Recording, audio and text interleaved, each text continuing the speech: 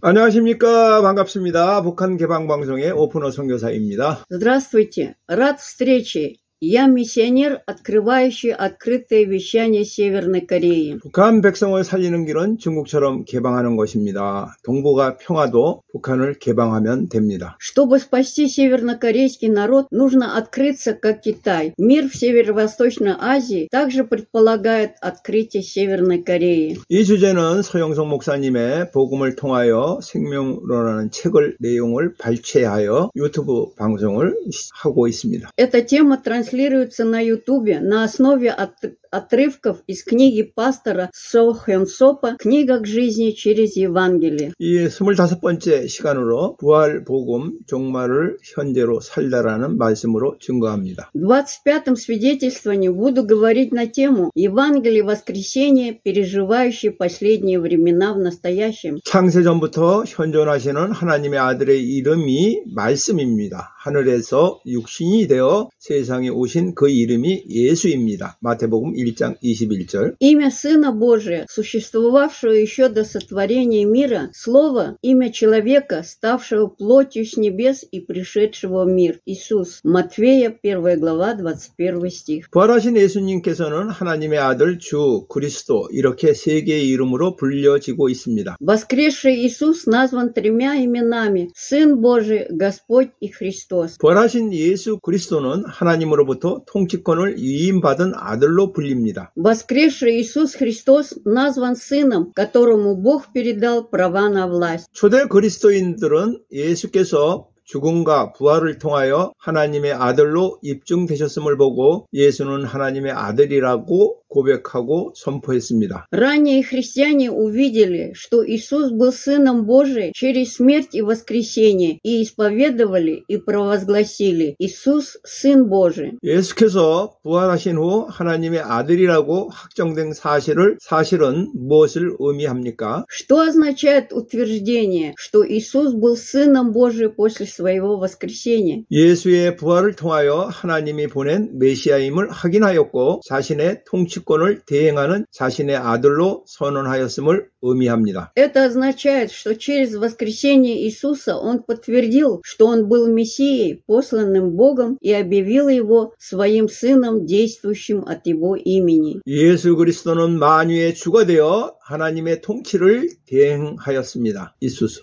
Иисус Христос стал Господом всего сущего и правил от имени Бога. 죄와 죽음을 가져오는 사단의 통치로부터 인류와 세상을 구속하여 하나님의 나라로 회복시키는 아들이 되셨습니다. Он стал Сыном, который искупает человечество и мир от правления сатаны, несущего грех и смерть, и восстанавливает их в Царстве Божьем. 그리고 최후 심판 때에는 그를 믿어 의롭게 된 하나님의 백성의 중보자가 되십니다. И на страшном суде Он становится посредником для народа Божьего, оправданной верой в Него. 부활하신 예수께서는 종말의 구원자로서 그리스도가 되셨습니다. 그리스도는 히브리어여 메시아의 헬라어 표현입니다. Воскресший Иисус стал Христом как спасителем последних времен. Христос – это греческое выражение еврейского слова «мессия». 성령을 통해 우리가 그 사건들에게 참여하게 되면 구원의 효력이 발생합니다. 즉 우리가 그리스도의 사건의 효력을 얻게 되는 것입니다. Когда мы участвуем в этих событиях через Святого Духа, спасение вступает в силу. Другими словами, мы получаем эффект события Христа. 부활하신 후 주어진 그리스도의 이름은 하나님께서 구약에서 약속하신 구원의 종말론적으로 성취하였음을 가리킵니다. Имя Христос, данное после воскресения,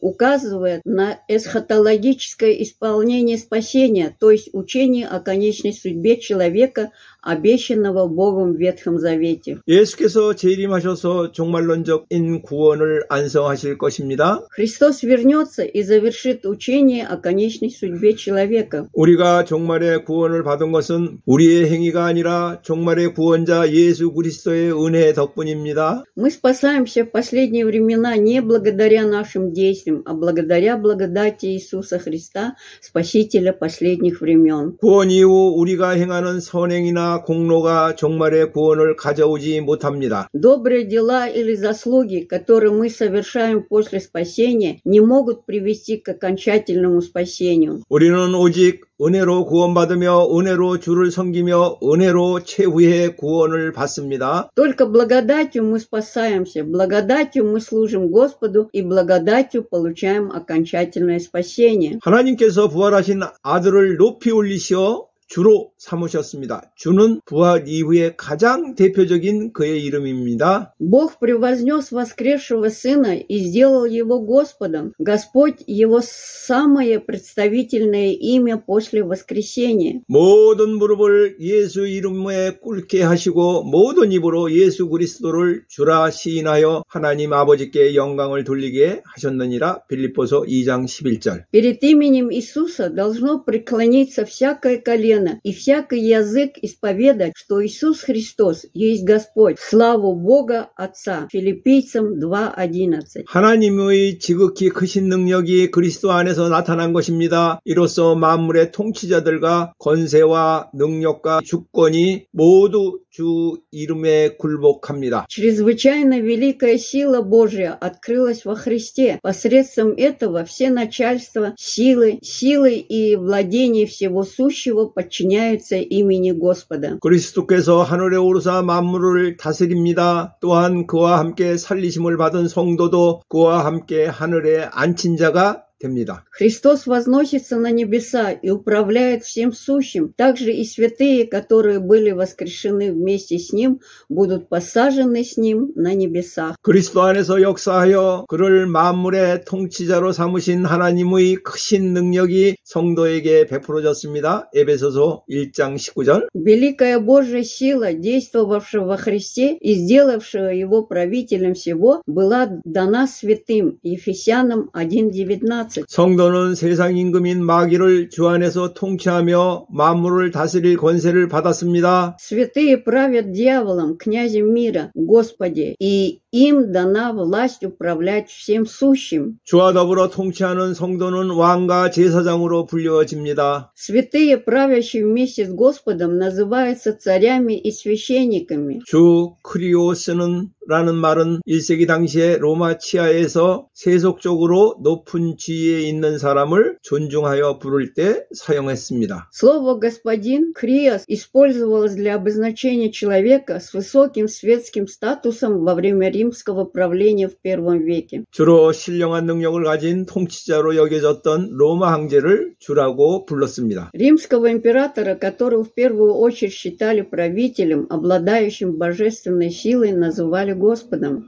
우리가 믿는 그리스도로서 주는 만물 위에 계시는 유일한 주 하나님이십니다. Однако Господь, которого мы верим как во Христа, это единственный Господь, Бог, существующий над всем сущим. 마라나타는 고백과 기도라는 이중적인 의미로 해석할 수 있습니다. Маранафу можно интерпретировать как имеющий двойное значение – исповедь и молитву. 하늘과 땅의 모든 권세를 가지신 주께서 우리가 드리는 예배의 자리에 임하셨다라는 강력한 신앙의 고백입니다. То, что Господь, обладающий всей властью на небе и на земле, пришел в наше место поклонения, является мощным исповеданием веры. 또 정말에 재림하실 주님께서 예배의 자리에 오시기를 사모하는 기도입니다. Это также молитва, жаждущая, чтобы Господь пришел в конце концов, вернется, пришел к месту поклонения. 마라나타를 부름으로써 예배 가운데서 주님의 임재를 경험하고 동시에 그의 종말론적 재림을 소망하는 것입니다. Воспевая Маранафу, мы ощущаем присутствие Господа в богослужении и в то же время надеемся на Его эсхатологическое возвращение. 또 예배시 주의 만찬은 주께서 지금 임하셨다라는 고백과 종말에 임하시기를 기도하는 것입니다. Кроме того, в вечере Господня во время богослужения это исповедание того, что Господь пришел сейчас, и молитва о том, чтобы Он пришел в конце. 성도의 모임인 교회는 만물의 머리가 되는 주의 통치를 받습니다. 이때 만물은 교회의 것이며 하나님의 목적을 위하여 사용됩니다. Церковью, собранием святых управляет Господь, который есть глава всего. В настоящее время все принадлежит церкви и используется для Божьих целей.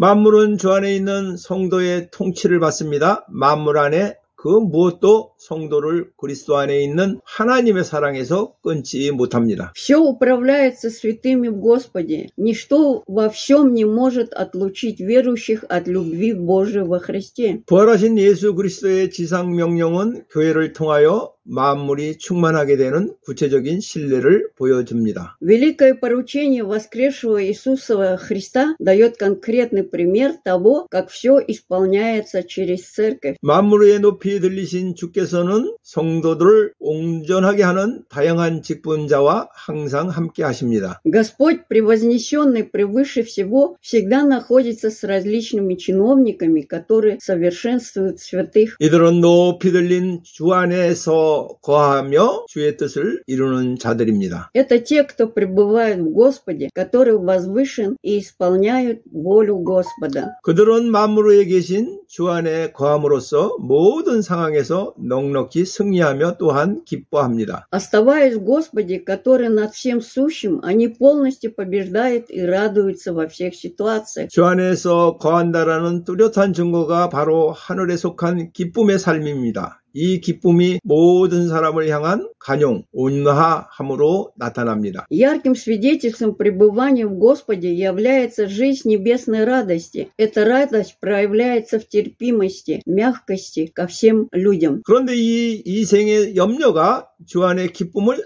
소멸시킵니다. 사람들에 대한 간용도 자연히 소멸해 갑니다. 어떠할까? Однако заботы житейские гасят радость о Господе. Толерантность, то есть терпимость к людям, естественным образом исчезает. 이 염려는 오직 하나님께 맡길 때만 벗어날 수 있습니다. Это беспокойство можно облегчить, только если мы предоставим его Богу. 모든 일에 기도와 간구로 우리 구할 것을 감사함으로 하나님께 아뢰면 모든 이성에 뛰어난 하나님의 평강이 우리의 마음과 생각을 지켜주십니다. Во всем, если мы сообщаем Богу о наших просьбах через молитву, прощение и с благодарением, мир Божий, превосходящий всякий разум, будет охранять наши сердца и умы. 자녀의 염려거리가 부모에게는 전혀 염려거리가 아니듯이 우리의 염려거리가 만물 위에 계신 하나님께는 전혀 염려거리가 아닙니다. Подобно тому, как забота ребенка не волнует его родителей, наши заботы не интересуют Бога больше всего. 그리스도의 부활이 가져온 세상의 은혜는 죽은 자의 몸이 부활한다는 것입니다. Величайшее благо, принесенное воскресением Христа, состоит в том, что тела мертвых воскресают. 만일 죽은 자의 부활이 없으면 우리의 믿음도 헛되고 우리가 전파하는 것도 헛됩니다. Ибо если нет воскресения мертвых, то тщетна вера наша и тщетна проповедь наша. 예수 그리스도는 모든 믿는 자를 위하여 부활의 첫 열매가 되셨습니다. Иисус Христос стал первенцем воскресения для всех верующих. 그의 부활로 말미암아 아담 안에서 죽은 우리는 영생을 얻었고 죽은 후에도 몸이 부활하는 은혜를 입었습니다. Через его воскресение мы, умершие в Адаме, получили вечную жизнь и получили благодать телесного воскресения и после смерти. 혈과 육으로 하나님의 나라를 이어받지 못합니다. 고린도전서 15장 50절 혈과 육으로 형성된 몸은 언젠가 죽게 됩니다. Невозможно наследовать Царство Божие через плоть и кровь. 1 Коринфянам 15 глава 50 стих. Тело, состоящее из крови и плоти, однажды умрет. 그러나 그리스도가 재림하실 때에 영광스러운 몸으로 부활합니다. Однако, когда Христос вернется, Он воскреснет в славном теле. 물론 우리가 죽기 전에 그리스도가 재림하면 우리가 영광스러운 몸으로 변화됩니다. 영광스러운 몸으로 하나님 나라를 누립니다. Конечно, когда Христос вернется, прежде чем мы умрем, мы преобразимся в славные тела. Наслаждайтесь Царством Божьим в славном теле. 그리스도가 재림하실 때 죽은 자나 산 자나 모두가 썩지 아니할 영광스러운 몸으로 변형되는 것입니다. Когда Христос вернется, и мертвые, и живые преобразятся в нетленные славные тела. 헬라의 철학자 플라톤이 주장한 영혼 불멸설은 거의 모든 종교가 지지하는 학설입니다. Бессмертие души, отстаиваемое греческим философом Платоном, является теорией, поддерживающей почти всеми религиями. 영혼 불멸설은 이원론적 인간학의 근거합니다. 영혼은 선하고 육체는 악하다라는 주장입니다. Теория бессмертия души основана на дуалистической антропологии, то есть свойства теории. Аргумент состоит в том, что душа добрая, а тело злое. 인간은 죽음을 통해 그의 영혼이 육의 감옥에서 해방되어 영원한 자유를 누린다고 합니다. Говорят, что через смерть душа человека освобождается из темницы тела и наслаждается вечной свободой. 이와 같이 영혼 불멸설의 근거가 되는 이원론적 인간관은 인간의 지상적인 삶을 경시하거나 천시하는 잘못된 사고방식과 삶의 태도를 조장합니다. Дуалистический, то есть двойственный взгляд на человечество, положенный в основу теории бессмертия души, пропагандирует неправильный образ мышления и жизненную позицию, принижающую или презирающую человеческую жизнь на земле. 인간의 실존에 필요한 모든 물질적 현실에 무관심하게 만듭니다. Оно делает нас безразличными ко всем материальным реальностям, необходимым для человеческого существования. 이 세계 안에서 지금도 신음하고 있는 피조물들의 고난과 죽음, 생명의 착취와 파괴에 대하여 무관심하게 합니다. Это делает нас безразличными к страданиям и смерти существ, а также к эксплуатации и разрушению жизни, которая все еще страдает в этом мире. 신약 성경은 헬라 철학의 영혼 불멸설이 아니라 몸의 부활을 진리로 증거합니다. 몸의 부활은 인간의 육체와 영혼을 전적으로 새롭게 하는 창조하는 것입니다. Новый Завет свидетельствует о воскресении тела, а не о бессмертии души, как в греческой философии. Воскресение тела – это создание совершенно нового человеческого тела и души. 신학자 오스카 콜만은 영혼의 불멸설이 이 기독교에 대한 가장 큰 오해 가운데 하나라고 언급하고 있습니다. Пастор О. Кульман утверждает, что бессмертие души – одно из самых больших заблуждений в отношении христианства. 죽은 후 인간의 운명에 대한 신약의 가르침에 대해 거의 예의 없이 영혼 불멸이라고 하는 대답을 우리는 얻게 됩니다. В ответ на новозаветное учение о судьбе человека после смерти мы почти без исключения получаем ответ, что душа бессмертна. 그러나 이 생각은 기독교에 대한 가장 큰 오해 가운데 하나가 아닐 수 없습니다. Однако эта идея является одним из самых больших заблуждений в отношении христианства. 20세기 중반 이후에 개신교 신학자들이 영혼 불멸설과 부활의 신앙의 통합을 시도합니다. 그 대표적인 신학자가 유리겐 볼트만입니다. С середины 20-х годов протестантские богословы пытались объединить бессмертие души и веру в воскресение. Представительный богослов Юрген Мольтман сказал: 여기서 말하는 영혼은 헬라 철학의 영혼의 불멸설의 영혼과 구별이 됩니다. Упомянутая здесь душа отличается от души в теории бессмертия греческой философии. 이 영혼은 성경이 말하는 영혼의 개념으로 영혼과 영과 몸이 하나의 전체를 이루고 있는 인간 존재 전체를 말합니다. Эта душа представляет собой концепцию души, упомянутую в Библии,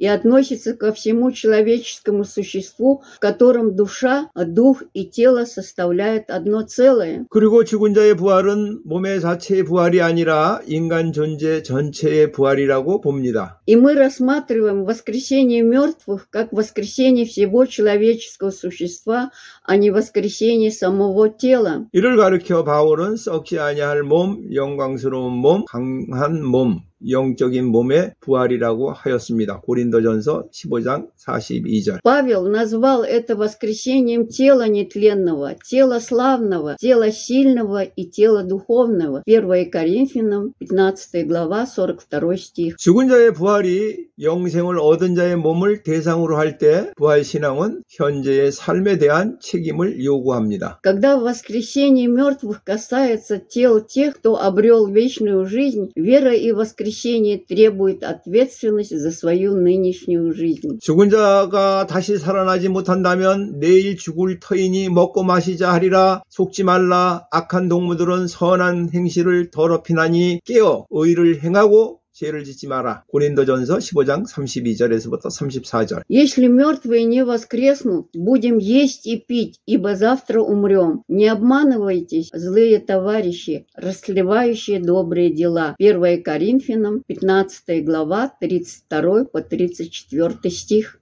몸이 부활하는 종말의 때에 사망이 삼켜질 것이라는 구약의 말씀이 성취됩니다. В последние времена, когда тело воскреснет, слово Ветхого Завета о том, что смерть будет поглощена, исполнится. 이는 하나님께서 우리 주 예수 그리스도를 통하여 죄와 사망, 율법과 죄의 세력으로부터 승리하게 하시기 때문입니다. Это потому, что Бог дает нам победу над грехом, смертью, законом и силой греха через Господа нашего Иисуса Христа. 태초와 종말은 직선의 시간 개념이지만 영혼의 시간에서 항상 현재로 존재하는 시간입니다. Начало и конец – это линейные концепции времени, но в вечном времени – это время, которое всегда существует в настоящем. 영혼의 시간에서는 종말이 현재이며 태초가 현재가 됩니다. 종말의 현재는 종말의 동시대성입니다. В вечном времени конец – сейчас, и начало тоже сейчас. Настоящее апокалипсиса – это современность апокалипсиса. 인간의 시간을 초월한 영혼의 시간에서 태초와 종말은 하나의 점에 불과하며 거기서 일어난 일들은 동시대의 사건입니다. В вечном времени, превосходящем человеческое время, начало и конец – это всего лишь одна точка, и события, происшедшие там – это современные события. 부활 신앙을 현실로 믿는 자는 몸의 부활을 현재로 받아들이며 사망을 꾸짖습니다.